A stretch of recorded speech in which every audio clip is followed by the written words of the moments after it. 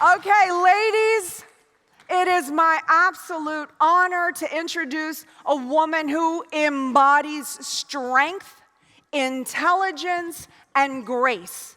A true leader in both business and media, and a devoted mother and wife. Our next guest has made a remarkable impact on the national stage, who has always led with heart and conviction. Her dedication and entrepreneurial spirit have made her a respected voice in both the political and business arenas. But her influence does not stop there.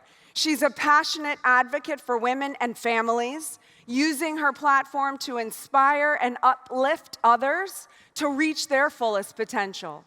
She is the epitome of what it means to be a 10X woman, pushing boundaries, breaking barriers, and leading with purpose. Please join me in welcoming to the stage the incredible Mrs. Lara Trump! And I won't back down. Hey, baby, there ain't no easy way out. Hey, I'll stand my ground. Welcome, thank you. And I won't back down. Will I know what's right? Thank I you. got just one life. And Aren't these women incredible? Amazing. Wow, what a great group. Thank you, ladies. Incredible. Yeah. How cool is it to be in a room full of all the ladies? I love that. That's amazing. We do have some of our supportive men in the room, too. And by the way, the smartest men in the entire country are in this room right now. Hey, look at the ratio. Just saying. Yes, indeed. I love it. Isn't this great? Yeah, thank you. Well, welcome, and thank you for being here. Absolutely. Okay, so let's just dive right in. Let's go. All right. You've achieved, obviously, so much in your career and in your professional life. What are some of your daily practices and routines that you've engaged to continuously enhance yourself, both mentally and emotionally? Well, I think it's very important. First of all, I just want to say how honored I really am to be here. I have to tell you, this is something that had you talked to me 15 years ago and said I'd be sitting here on a stage with you in front of an incredible group of people like this in South Florida, I would have said, that's insane. Had you told me I'd be the co-chair of the RNC, this would be my third presidential election campaign, hey. Wow. I would have said it's unbelievable, it's unreal. And certainly had you told me I would have the last name Trump, that probably wasn't on my radar either. So I guess my whole point is I'm so honored to be here and to even have the ability to inspire people and talk to people and encourage women and men alike out there. I don't take it lightly. So thank you, thank you, thank you. What I'll say to your question about things that I try to do every day, I'll tell you one of the things that I really do for a mental and physical component as well is I try to do some form of exercise every day. I see you. Look. I see you. Some days it means I wake up very early. Some days my husband's like, what time did you set your alarm for tomorrow? And I'm like, I don't want to tell you because you're going to say I'm crazy. Sometimes it's in the 3 o'clock hour. I'll be really honest. Not always, but for me, it is sometimes the only moment that I get to myself in a day. I have 2 young kids. I have a daughter who's 4 years old, whose birthday is on Monday. I'm going to have a 5-year-old. I know. Oh, wow. Her name is Carolina. She was named after my home state of North Carolina. Any North Carolina in the house? Oh, a lot. Hey, girls, if not, that's cool. Y'all, that's all right. And I have a 6-year-old son named Luke. And so any mom out there knows we do not get left alone. I also have dogs. And the dogs follow me around to everywhere, including the bathroom, just like the kids. So sometimes it's the only moment I get to myself. And what I've learned is that whenever I can do something, even, Elena, if it's just a little bit for me in the day, I just need to break a sweat and I need to have that grounding. It makes me and it sets me up so well for the rest of the day, and it makes me a better person. It makes me a better mom, makes me better when I go on TV, makes me better when I'm going out there to fight for our country, whatever it is. So I found that that is my thing that I do every single day. And everybody, I think, has to find whatever it is that works for you. For me, certainly, from a physical standpoint, but also from a mental standpoint, because my husband knows if you don't let me get a little something in, might be tough a little bit later. You might not like to be around me. He's like, can you please go for like a quick run or something? Because it can get a little cray. But yeah, I try to do it every day. No, I agree with that too. I think a lot of successful people do include and incorporate that in their lives. But do you always feel like working out? How do you deal with that if you don't? Like, are you one of those people that's like, yay, the gym? I mean, if I'm being honest, sometimes. It depends. Look, I try to do different things. You know, I train when I can for triathlons. There's that. Yeah. Underachiever. You want to hear something funny? I went on a very, very early bike ride this morning, well before the sun came up, and they have near my house this big sign, and it says, this road, A1A, is going to be closed on next Saturday for a triathlon. And I was like, oh my God, that's the one I did last year. Should I sign up for it? Don't ask me if I trained for it. Sometimes I just do these things because it's a challenge, and I feel like I got to do them. But sometimes I do CrossFit or Pilates or whatever it is. Now, if I'm out on the road traveling, which I do a lot, no. Do I always feel like getting up and doing something? Not always, but I always feel better having done it. Yeah, exactly. Whenever I leave the gym, whenever I get done, I say, you know what? I'm awake. I'm ready to go. I'm focused. I'm grounded. And I don't always feel like doing it, but sometimes I know how I'll feel on the other end, and that's the encouragement that I need to get out and do that. Yeah. Whatever it is. Okay, so you mentioned X amount of years ago, had you been in this situation last You don't need to detail how many, Trump, but yeah. Trump in particular, but coming in front of stages and speaking and having this big political voice, what were you like before? Like, were you shy, scared, intimidated? And what did you have to do to become this confident, powerful woman that you are today? Well, thank you. That's very nice. You know, it's funny. That's how you come across. I don't even think of myself that way, but that's... Really? How do you see yourself? I don't know. I mean, I just see myself as the same girl who grew up in southeastern North Carolina. Yeah. And, you know, like, it's funny because maybe I credit my parents with this, that I do feel, you know, I used the word grounded before, but I feel very grounded, and I feel that I never want to represent myself as someone other than who I feel like I am deep down, and that will always be the same person. And I think if you talk to people who've known me my whole life, they'll probably tell you that I'm the same person they grew up, went to high school with, or whatever it is. But did I always feel confident in everything that I'm doing? No. I was terrified so many times, and actually, it's those things that I felt like I needed to do. I just talked about this triathlon next weekend. I'll probably sign up for it. I'll be real honest with y'all. I haven't been training as much as I should, but I like a challenge, and I've found throughout the course of my life, the things that have actually scared me a little bit, I feel like I need to do. And so it kind of all started in 2016 when we as a family were sort of thrust out onto the political scene. None of us had any idea what we were doing. I don't know if anybody noticed that. Didn't have any idea in 2016 what we were getting into.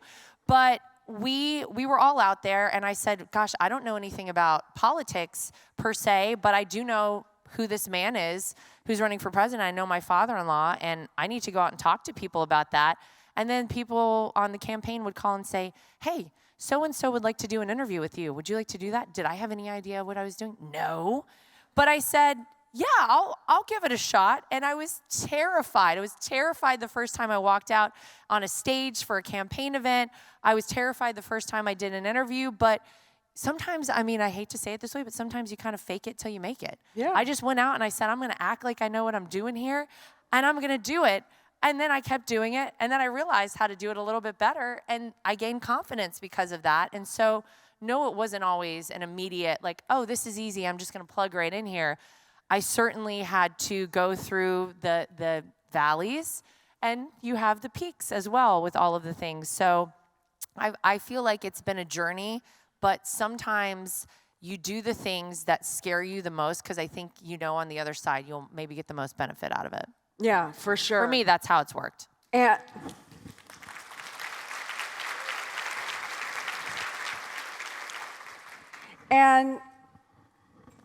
I have all these questions here. I really don't want to go down I didn't mean to go down the Trump train or Well, whatever. that's how we do. I was from. not going to mention this. But I am curious because I want to know how I know how I feel when. Okay, I'm going to ask you a couple of different questions. Okay. But I know ready. how I feel when I have haters, so that's one way that I handle things. So I'm going to ask you that question. How do you handle haters? But then I also know how I feel when people make up complete lies. I mean, complete lies. And this is why I don't want to get political, because I don't want to say what is or isn't true. But I know for my husband that they've called him a fraud in business. It's cost us millions and millions of dollars. They've discredited his name, just so many false, like people can just say whatever they want to say. And it doesn't affect him like it affects me. And I know the way I deal with it. But I want to know, are you just immune to what happens to your father-in-law at this point? Or does it affect you? Yeah, no, of course it affects us. And honestly, the first time that I was really impacted by it was very early on in 2016. I used to work for Inside Edition, a television show. I was an associate producer there. I worked there for 5 years prior to my father-in-law running for president. And, I'd worked in this industry for a while, and I knew how they operated, but I didn't really feel how that side of things, and I mean the mainstream media, operated until he decided to run for president. And I'll never forget, I had asked my boss for the morning off in June of 2015, when he famously came down the escalator in Trump Tower and announced he was running for president. And I remember I went into my boss, this woman, her name is Esther, she's still there today, and I said, can I take the morning off tomorrow? Because there's something going on with my family. And she kind of was like, oh, I know what's going on with your family. And I was like, oh, okay. And she was like, you could take the morning off. So I took the morning off. And then obviously it was crazy, like right out of the gate, it got crazy. And I went back around like noon or something to work. And by the time I got back to the office, I realized, I was like, wait a minute, this is different, because what I see them cutting to put in the show today isn't exactly what he said, because I was there for it and I heard the whole thing. They're specifically picking out these clips because they know that they will incite something in people, make people emotional, make them feel a certain way. That was the first time that I was sort of like, oh, well, this isn't all exactly truthful. This is a little bit of smoke and mirrors here. That happened. And then, of course, my gosh, you go down the list, Elena, of what have they said about my father-in-law, about my husband. Particularly, my husband, at 22 years old, when most kids his age were worried about going out and partying, decided to give back and started a charity to raise money for St. Jude Children's Research Hospital, which is the best in the world. Yeah, they're amazing. And he has raised, his charity has raised around $40 million for St. Jude, the lowest expense ratio of any private charity in America.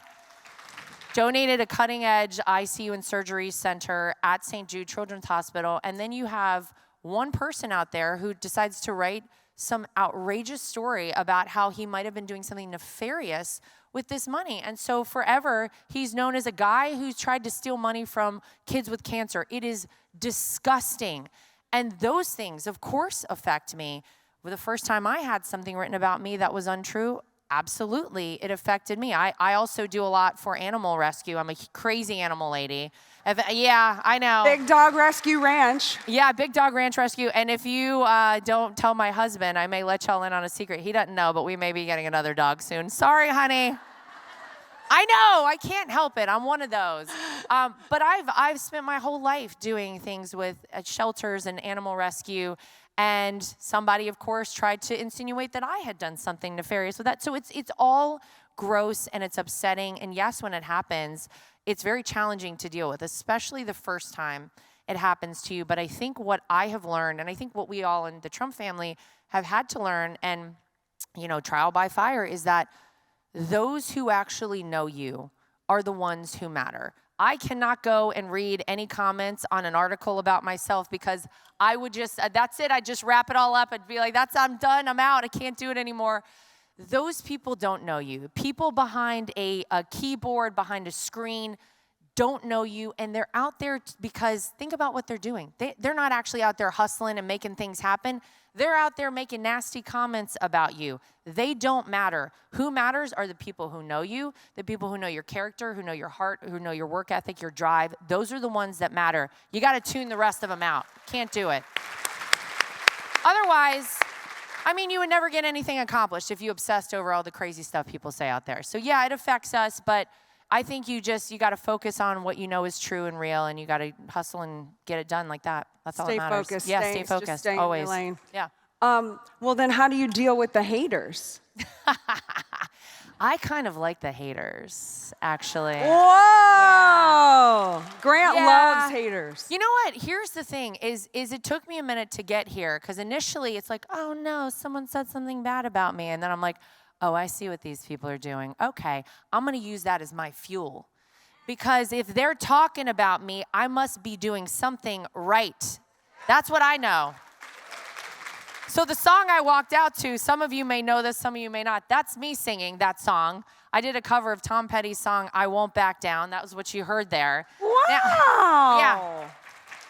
Think about how they come after you when you sing, when you try to get into the music industry. Oh my gosh, the stuff they throw my way, the way they try to drag me. And you know what? I kind of love it. And I'm kind of like, give me a little bit more. Wait to see what I do next. And y'all better be ready, because I'm going to have more very soon. So I love it. I actually use it as my own fuel. And I think that when you can turn it around and you can use what they say about you and inspire yourself and encourage yourself to work a little bit harder, that's the best way you can operate. So that's what I do. I love the haters. Bring them on even more. Yeah. I love it. So how do you stay motivated and keep momentum and in the face of all these challenges?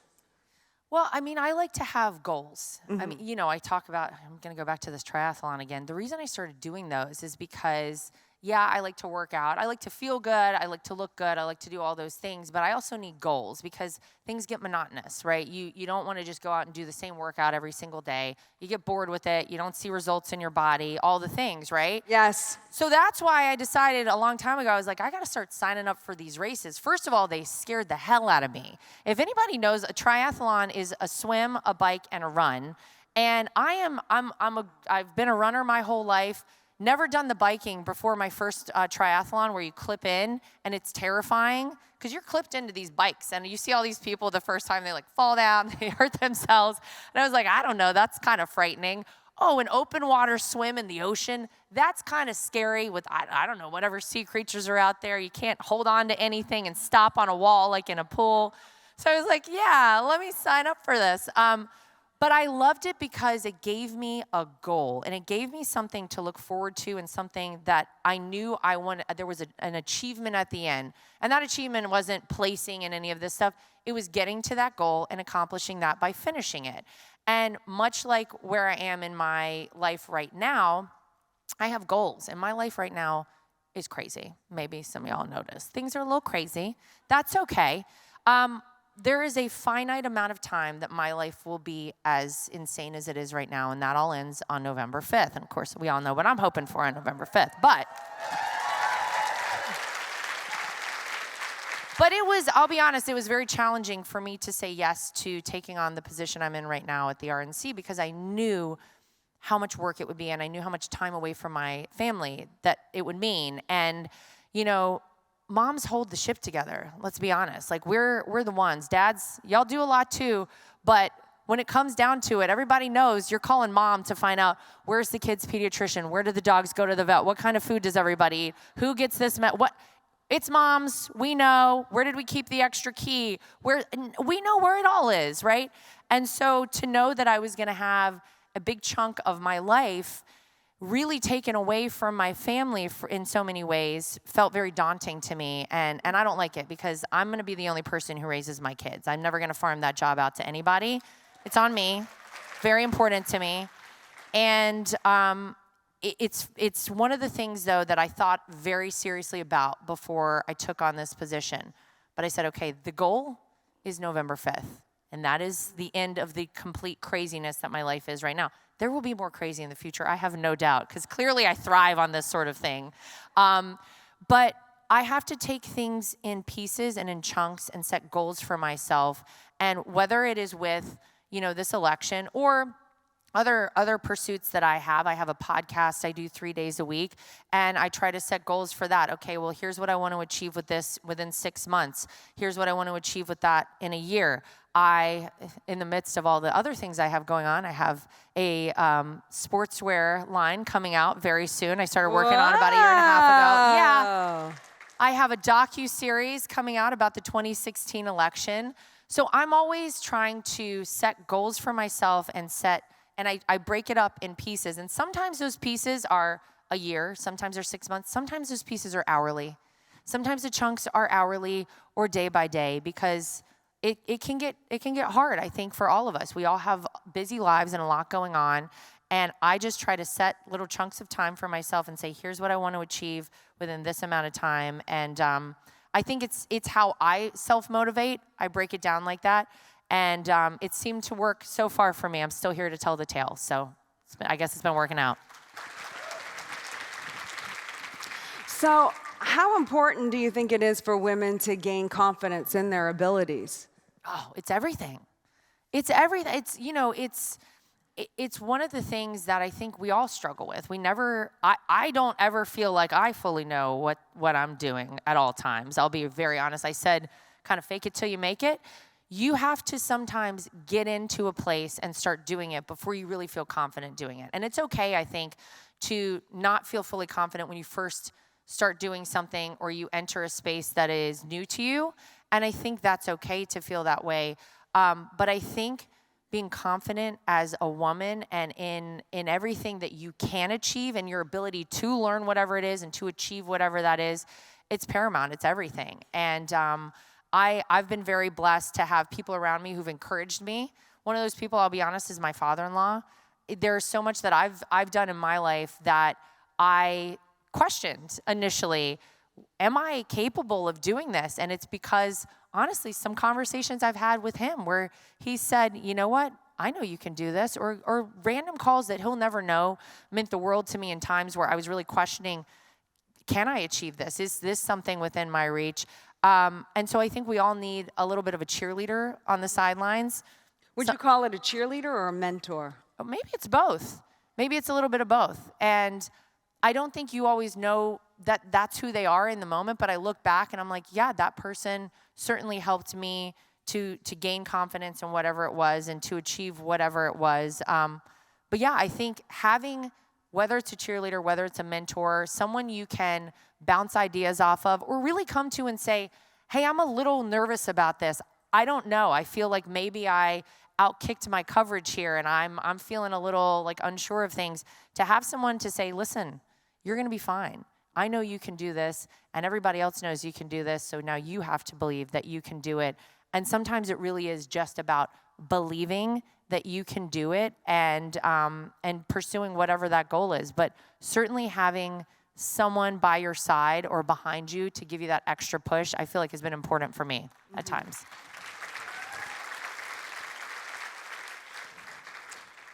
What would you say to women who are hesitant to invest in their own personal growth? Well, nothing else will ever grow around you if you are not growing within yourself, right? So I said that it's very important. You know, it's why I do the crazy, sometimes 3:45 a.m. wake up.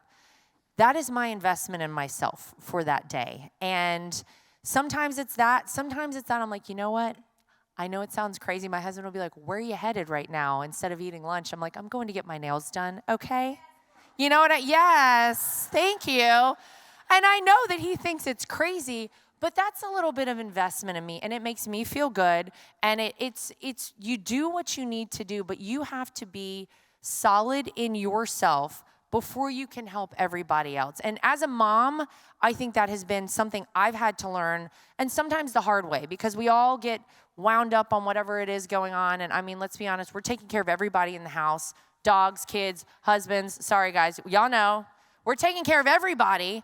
I'm generally the first one awake, and I'm like the last one to bed every night. Everybody else is asleep, including, I'm the first one to bed. They make fun of me. I cannot stay awake. Oh, my. In the movie theater, they're watching the movie. I'm like, out. Oh, now if I sit down for a movie, that's all she wrote. Done. Oh, yeah. But that's when I get things done. I'm like, everyone's leaving me alone. Good, I can get things accomplished right now.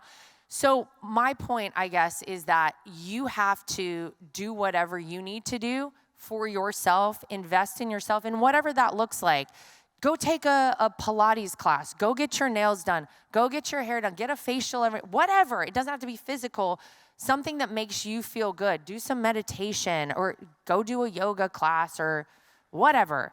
And that's how, for me, I stay connected to myself. Because let me tell you, once this gets unwound and frazzled, it's going to be bad for everybody else. So we have to invest in ourselves first and foremost. And once we're good, then everybody else can be good as well. But don't let yourself go too long and too far without taking care of you, because that's of the utmost importance. There's no doubt about it. Yeah, it's like when they put the masks on in the airplane. They're like, do your own mask Got to first. take care of you first, because once you're passed out, ain't nobody getting a mask. It's done. Yeah, that's all. So how important do you think it is for women to build, I mean, you already talked about having a mentor and a cheerleader, but also in addition to that, how important is it for women to develop a support system, like both at home or their professional lives, like their little network? Do you have that?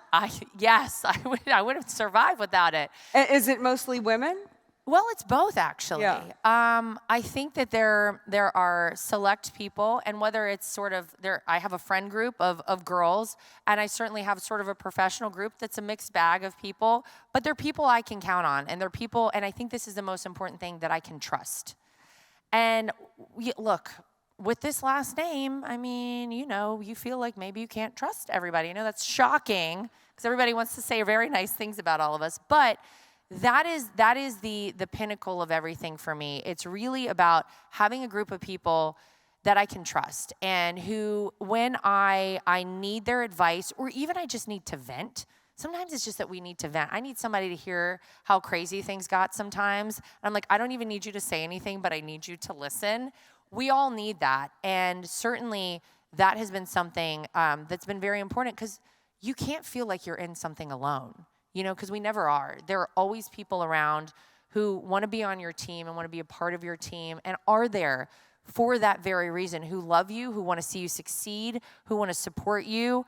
And for me, that has been very, very important. And I don't think I could, quite frankly, survive without it. So whatever it looks like for everybody, I think for me, the number one feature has been people who I can trust and who I know understand how I operate, and they know what I need at times. They know that sometimes it's just, again, to listen.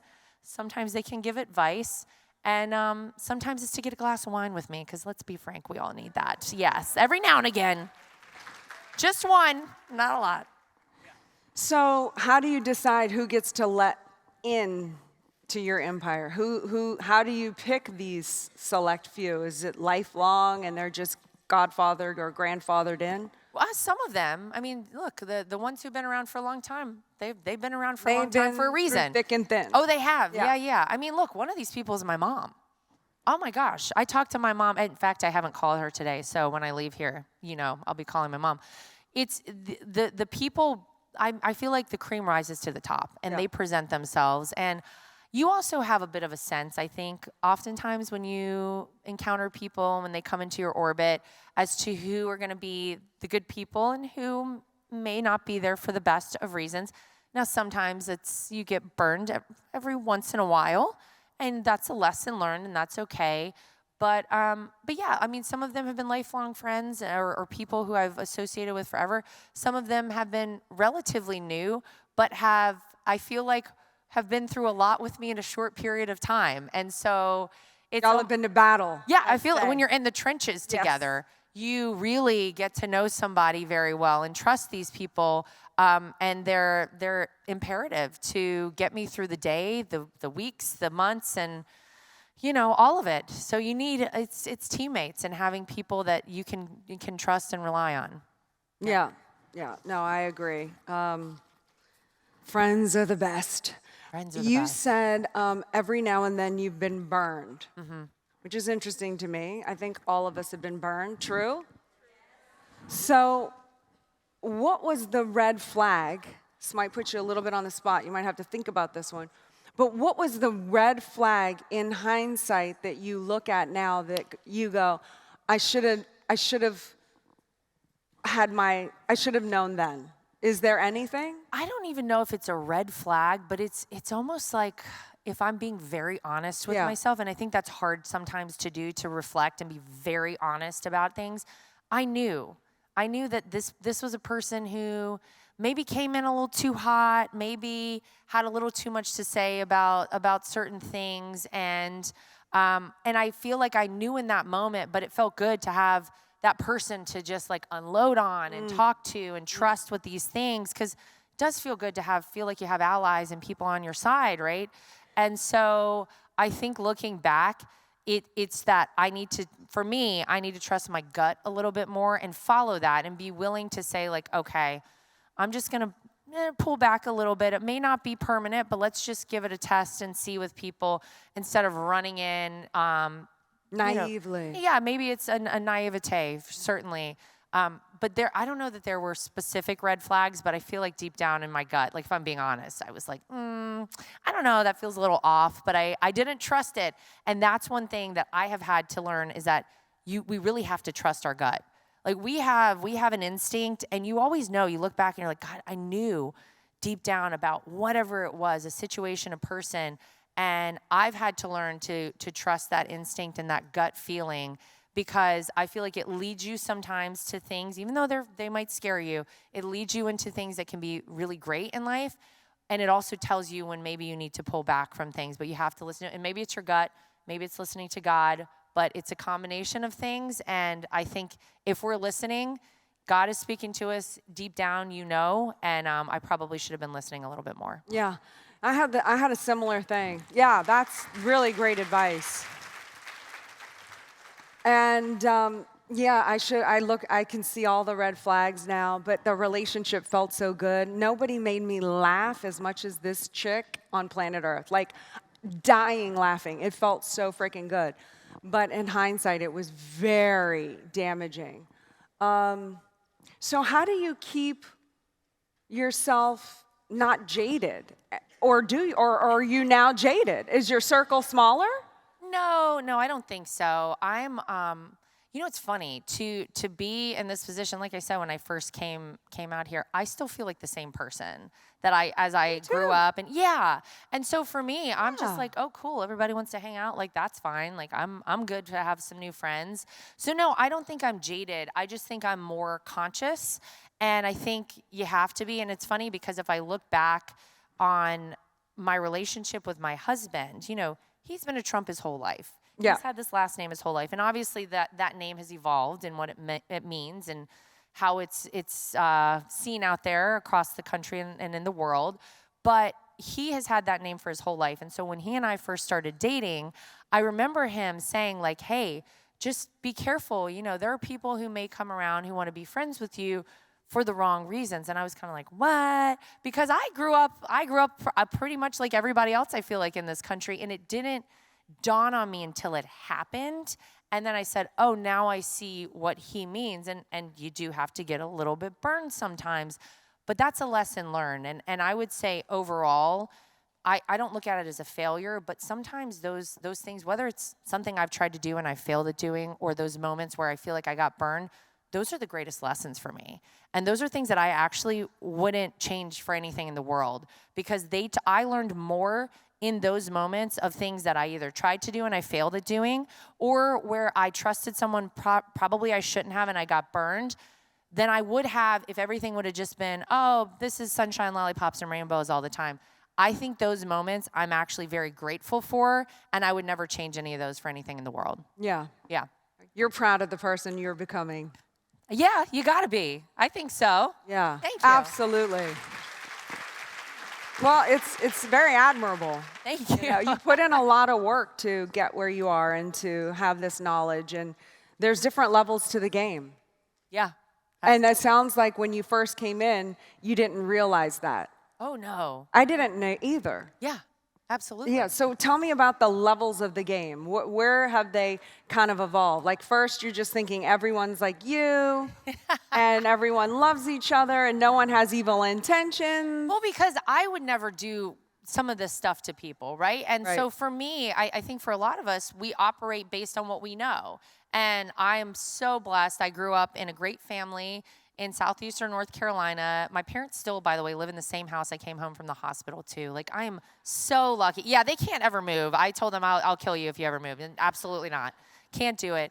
And so they raised me with great values. And I feel like I always wanted to represent my family, you know, my parents and my brother in a certain way. And I never would have done some of the things these people have tried to do to me or to our family.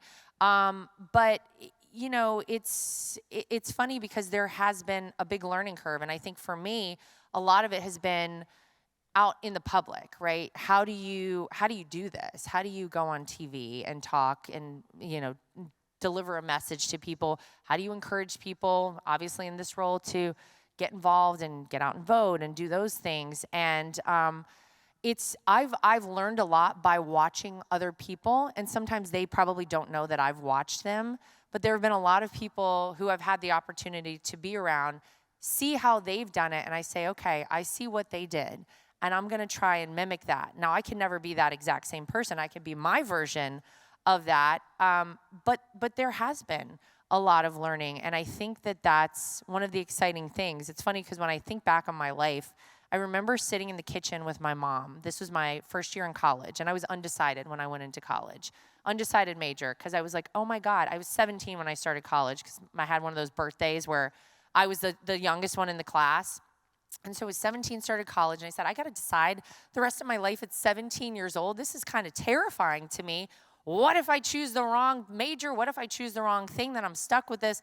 Obviously, you live a lot of lives throughout your life. You do a lot of different jobs. You have a lot of different things that you do and achievements. And now I know that on the other side of this, I know I don't look a day over 22, but that was 17, so it was a while ago.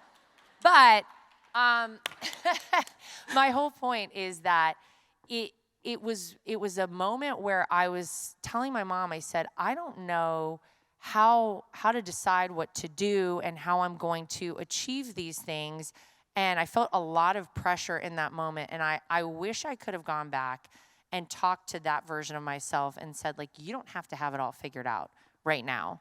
Because I don't think anybody does. I think the people who act like they have it figured out, especially in college, that's a lie. Or their parents told them to figure it out like that. No one really knows. And even now at 41 years old, sometimes I'm like, I don't know. People ask me all the time, what's going to happen for you after the election? I'm like, I don't know. I'm just going to figure it out. But that's kind of how I've had to approach a lot of things. And I do remember telling my mom, though, I said, I never want to have a job where I do the same thing every single day. Man, I achieved that, didn't I? Oh, my gosh. But all of it has been observing people, watching them, sometimes watching the mistakes they made, but picking a person out who I wanted to emulate and saying, okay, I'm going to watch how this person does things. I'm going to watch how this person is on TV. I'm going to watch how this person is on a stage. I'm going to watch how this person is in business or whatever it is. And I've tried to emulate that. And that has, I guess it's worked out so far for me, but I've had to learn all along the way, for sure. Absolutely. So a lot of women ask me about imposter syndrome, which is kind of what you're saying, which I think is the best piece of advice for that, is you don't have to know it all. Oh, I hope you don't know it all, because I still don't know it all. Yeah, you don't. So what is the advice to the women that feel stopped by, oh, well, I can't go out there and act like I'm something when I'm nothing in their minds, because then I have this imposter syndrome, or maybe I'm getting credit for something more than I feel like I should because I don't really know as I'm figuring it out. What do you tell them to just get rid of that? Well, I think that you always have to remember, and I think it's sometimes hard for us to appreciate this. There are always people watching you. And sometimes it's your kids, and sometimes it's people you don't even know. And you gotta show up for them, and you've gotta put that face on and go out and do it for them. And I'm very conscious of that, certainly with my kids. And I figured this out very recently that they are very, very acutely watching every single thing I do.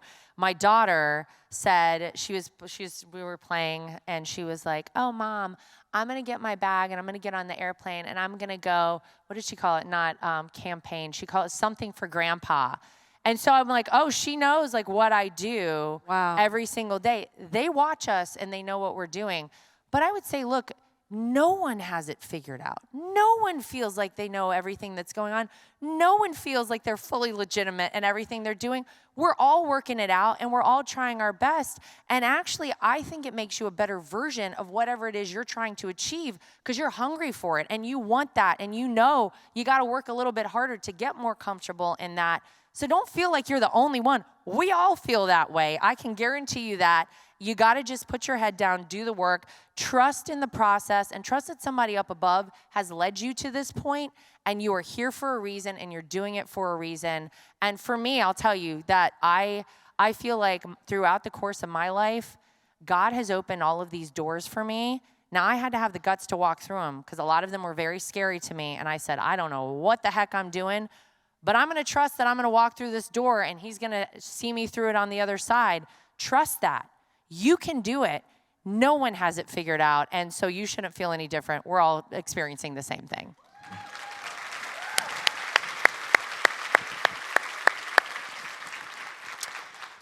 I heard you mention earlier, obviously, you weren't born a Trump like your husband was, and you've had to learn what that is and what that world is, and you've had to make yourself strong enough to live in that world.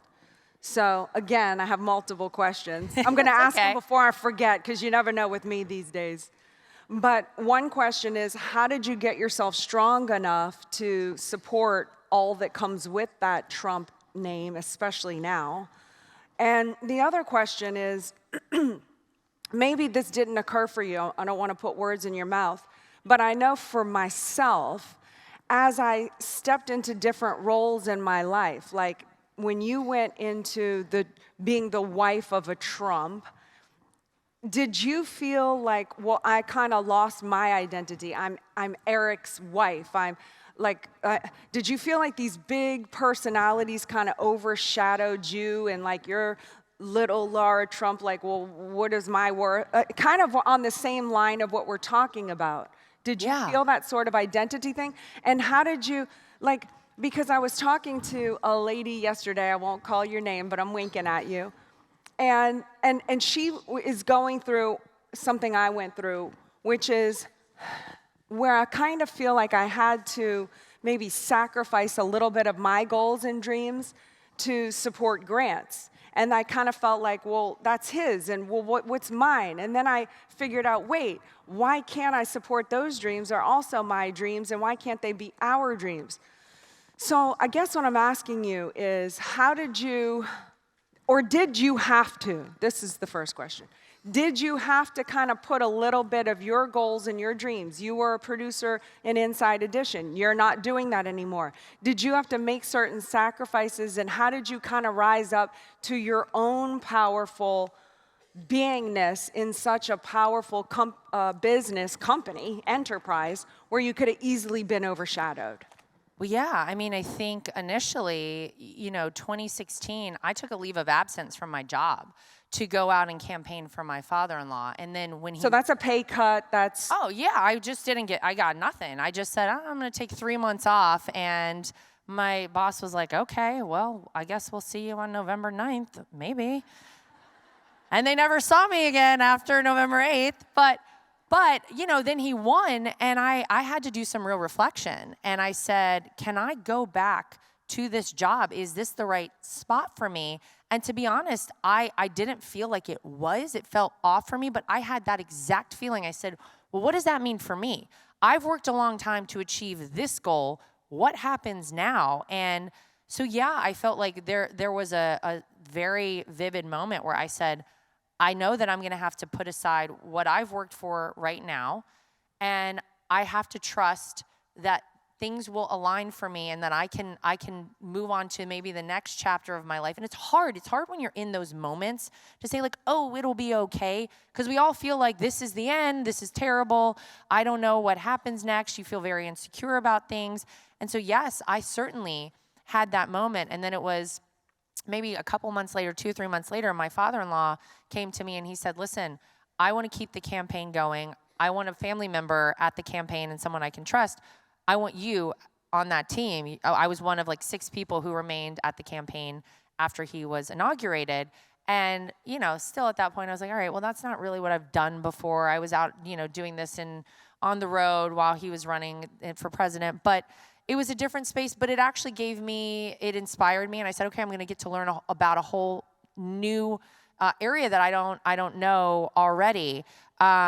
And I think I like what you said about you and Grant growing together and kind of doing things together, because what I figured out is that you can kind of work together, and it's a team, it's a family team at this point, right? I mean, You're in. Oh, I'm in it. I am deep in it. But it's funny when you say, like, did I feel like I was going to get lost becoming a Trump? What I remember, too, is nobody gave us a handbook for how to do any of this. Shocker, right? They were just like, here you go. Get on out there and just make the best of it. I remember there were so many times where I said, well, how should I be? Should I act like Ivanka? Because people seem to like Ivanka. Oh, yeah. Should I act like Melania? Because people seem to like Melania. And I was really kind of like, I don't really know how to be. And it wasn't until I finally got to this point and I was like, look, the only thing I can be is me. This is all I know, and I can't try to be like somebody that I'm not. It took time.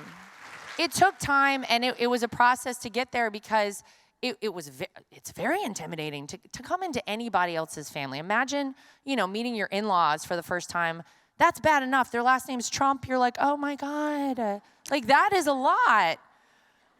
And then, casually just run for president on the other side of that as well. So it was very intimidating for me. I was, again, I'm just like a small town girl who I have no business being involved in any of this with the last name Trump or any of it. But I've had to learn along the way. I don't want to say I've had to prove myself, but I've had moments where I certainly feel I have proven myself along the way. But it was when I finally realized I can't try to be like someone else. I have to be the version of me that I know and that I'm true to. Now, I can watch other people and take little pieces of what they do professionally and plug that into who I become. But I'm only going to be me. And that's when I really feel like doors started to open for me that I never expected. And so it was a very powerful moment for me, certainly. Nice. Yeah. It was a journey. It always is. It always is, and I'm so glad that you explained it like that, because it's just been an evolution for myself as well. I feel like I said this at GrowthCon, if any of you were here for that. Yes, you were, where I just felt like I've had these series of transformations from when I was an actress to then I was a mother, and then then I'm working with Grant, and then, now they're transitioning to teenagers and kind of not needing. Oh my God, I'm terrified. Mine are 4 and 6, so yeah. Well, you can transition into teenage years well. I had small little bumps, but I'm very sensitive. And it wasn't until I realized that what I was doing was slightly unfair, because I really had to kind of look and take responsibility for this little bump in the road. It was, around that 12, 13 area. And I looked at it, okay, I'm expecting, for me, this is just what I did. I'm expecting my kids to validate me based on whether they like me or not. And then when I perceived that they didn't, maybe there's this eye roll or they ignore or all that stuff that was starting to happen, the little signs of what I perceived as disrespect, I was kind of making them wrong for that, which made it even worse. And then I had my come to Jesus moment and my reflection, where I realized, wow, that's really not fair. My role as a mother is to create an environment where they can learn on their own how to flourish and prosper, but I'm supposed to make the environment with the perfect conditions for them to grow and rear into productive, contributing, happy members of society. That's my role, not the other role of them trying to make my self-worth dependent on whether they liked me or not. And that was a crucial moment for me when I could just allow them to just be teenagers or be upset or, you know. Oh, I fully expect my kids will not like me until they're like 25, so that's okay. You're okay with that, yeah. Yeah. You know, my son told me the other day he's very unhappy with me. We just had the first couple of days of school, so I'm like, you're doing great, babe. Just keep it up. If this is what we're doing, I feel like, you know, if you're truly doing your job as a parent, they probably don't like you. And I'm like, you know what? You're welcome. That's good. That's a good piece of advice. So how is... Mine are little, though, so I don't know. No, you don't know. Well, I'll let you know in 15 years how it turns out. does your husband get to be the fun one that's... Oh, my God. Yeah, he's the one wrestling. Last night, I'm trying to get everybody in bed, and he's flipping them around. And I'm like, hey, we got school in the morning. Everybody's got to get in bed. Oh, yeah, we're having a good time. Take your time, wrestle, the whole thing. Yeah, that's a fun one. Now, if I need a backup, and I say, I'm going to call Dad, and then everybody gets it together real quick. But let me tell you, they're scared of me, too. Because I hear all the time from school, they're like, if we just say we might need to call Mom, everybody snaps right to attention. I'm like, okay, I appreciate that. I feel like that's a good sign. Yeah, I'll take it. That's good. Yeah. That's good. So you two are in really good communication with how you raise, y'all have each other's back? Absolutely. You have to. Yeah. And look, there's also no perfect way to be a parent. You figure that out as you go, too. And I think that you take pieces of your own childhood and your own experience. And I had a very tough dad. I mean, it was tough love. And I am so appreciative of that. Likewise, my husband's mom, Ivana, who was from communist Czechoslovakia, that was some tough love too. Let me tell you the stories I've heard about that. But it was a tag team because you had her who she wasn't putting up with anything, but on the other side, he had his dad who was very focused on making sure that they earned everything, that they worked. Those kids were out early. You want to know why Donald Trump has great kids? It's because he made them work early on for everything they ever had. It's true. So you got to have a tag team approach, and I feel like we're applying that now. I mean, as much as you can, 4- and 6-year-olds. We're applying it now. And again, we'll let you know in 15 years how it all turns out. You guys can judge. Let us know. Send me a card. See how we did. Do you think parents overall are a little too lenient with their kids these days? The kids rule? Absolutely. Yeah. You got soft? Yeah. Well, you know what I don't like? There are so many times that I see, and look, I'm not going to tell anybody how to do it. Y'all do whatever you need to do. It's your house. You got to live with it. I know in my house, if I say something one time, I mean it only for that one time, and I need you to respond. But I know a lot of times, a lot of my friends are like, yeah, Johnny's being very emotional today, and we're letting him work it out. And I'm like, Luke would have worked that right out in his room in a timeout, just going to be honest with you. But it's a symptom of our society. Look, we are so blessed to live in the greatest country on earth, right? No doubt. We have come so far as a society that we have the ability to do a little, to have these luxuries and soft parenting and this, that, and the other. I do worry. You hear the old adage, tough times make strong men make easy times make soft men, and soft men make hard times. I'm afraid that we're in a point of that where we may be headed towards tough times because society has changed a lot. But I'll tell you what, you come over to my house, we're not going to have any of that going on.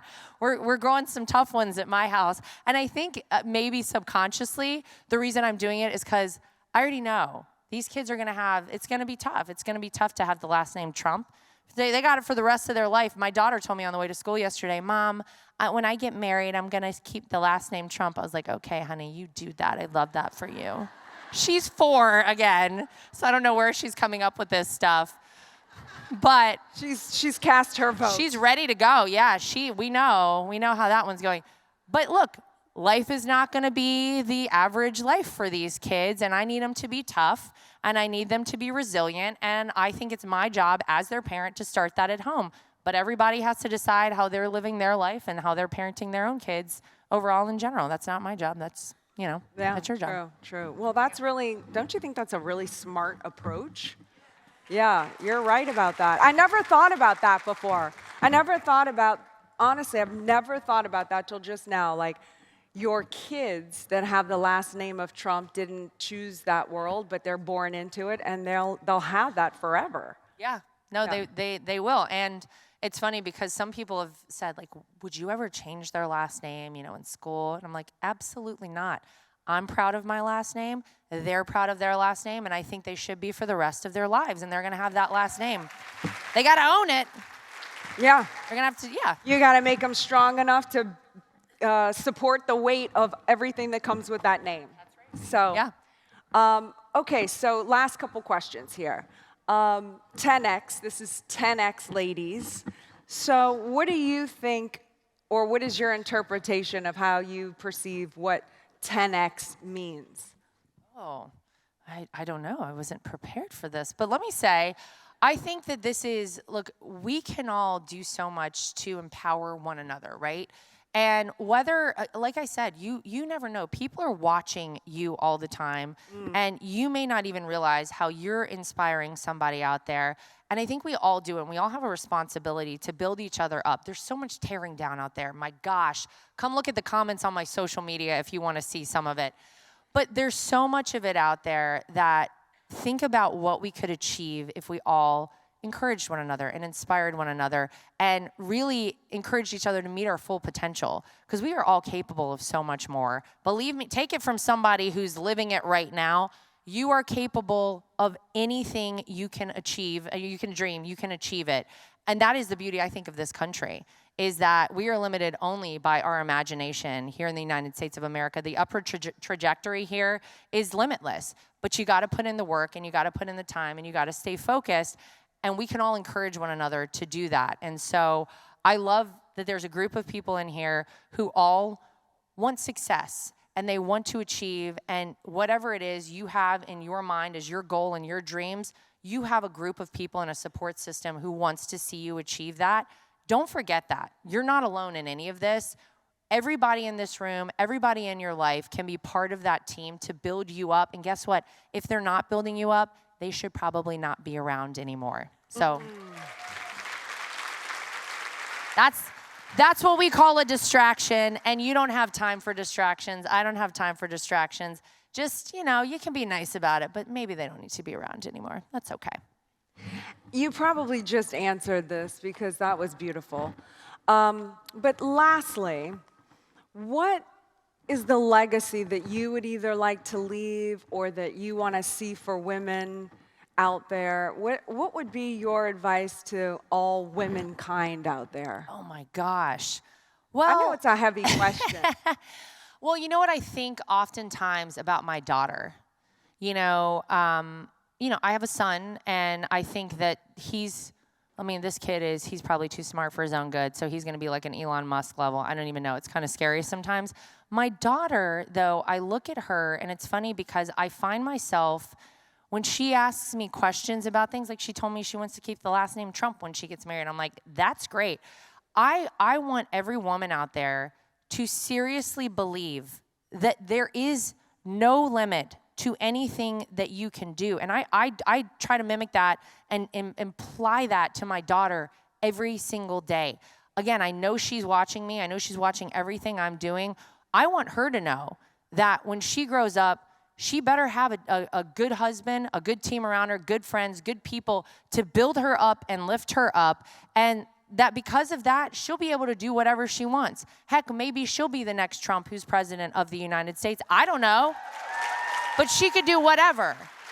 So, if there's anything I would say I hope to see, it's that we never feel as women like there's anything out of our reach. And we do have so many roles and responsibilities. And I would actually argue we are so powerful. We're the ones who get to grow human beings inside of our bodies. Hello. We got to get them out. We got to take care of them on the other side. But despite what you might hear out there, I hate to tell you, men can't do that. It's only us who can do that. And that is so powerful. We get to bring human beings into this world, and we are responsible for making them great people. And I take that responsibility very seriously. But there's nothing out of reach. And I know that we exist in a space where we're getting closer to it being an equal playing field with men and women in the workforce. And actually, if you look at a lot of the statistics right now, ladies, we running the show out there. I'm just going to say it. Yeah, we're doing it. And I want my daughter to grow up and never have a second thought that she can't do something because she's a woman. She can do it because she's a woman and because she has all the abilities in the world. So if there's anything that I hope, it's that happens for everybody. Ladies, give a big round of applause to Mrs. Lara Trump! Oh my gosh! That was amazing! There ain't no easy way out.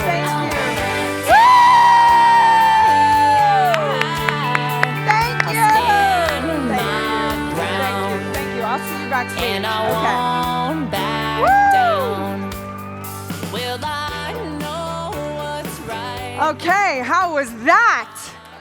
Yes.